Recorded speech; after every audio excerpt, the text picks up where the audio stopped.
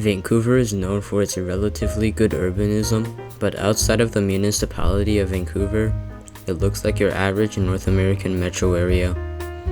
I personally don't enjoy many places in Metro Vancouver, so I came up with 5 reasons why Metro Vancouver isn't that bad. I'm also going to try not to say anything negative, so this is going to be quite a short video.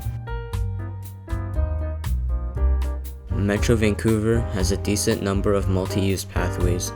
Although I despise multi-use pathways and prefer a traditional bike lane that's separated from vehicles and pedestrians instead, they're so much better than many places in America. In rare cases, these multi-use pathways here in Metro Vancouver actually lead to useful places instead of just randomly ending. But that's all the good things I can think of about the multi-use pathways here. Many of the small municipalities here in Metro Vancouver are trying to make the pedestrian experience better with trees. Trees block the sun and provide shade for pedestrians, and that's especially good because of global warming. Of course, being in North America, you still have the stroads for the suburbanites, but the more transit-oriented areas are doing quite well when it comes to shade. Transit-oriented development is quite popular here in Metro Vancouver. Not all, but most SkyTrain stations have massive residential towers around them, like Brentwood Town Centre and Lougheed Town Centre. There also is quite a missing middle, so you go straight from giant towers to the suburbs. For some reason, municipalities also create good cycling paths mainly in the transit-oriented area and nowhere else.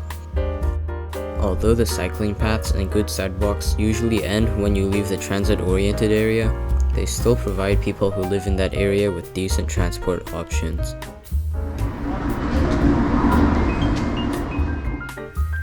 Public transportation is nice here compared to many American cities.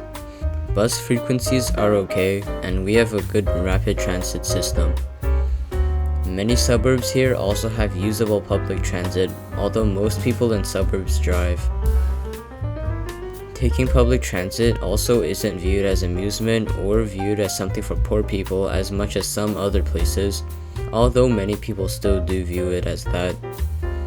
Even though many people take public transport because they don't really have any options, people still take public transit here because driving is sometimes an inferior option, like if they're traveling into downtown Vancouver, because finding parking there is annoying. Many municipalities in Metro Vancouver also have plans to become a place where active and public transport is accepted. In Burnaby's case, they want to make 3/4 of all trips in 2050 done by public and active transport, and half of all the trips in Burnaby to be by active and public transport by 2030. But Burnaby is one of the better municipalities in Vancouver because in 2017, 30% of trips in Burnaby and New Westminster were done by active and public transport. The city of Coquitlam's goal for 2031 is for 30% of trips to be done by active and public transport, which is what Burnaby is currently at. So, in the future, many places in Metro Vancouver might even become something like downtown Vancouver. Does the existence of this video mean I prefer Metro Vancouver over downtown? No, of course not. But since I've been so negative about Metro Vancouver in like the 3 videos I've made on this topic, some cities here deserve some credit for their efforts. Thanks for watching and goodbye.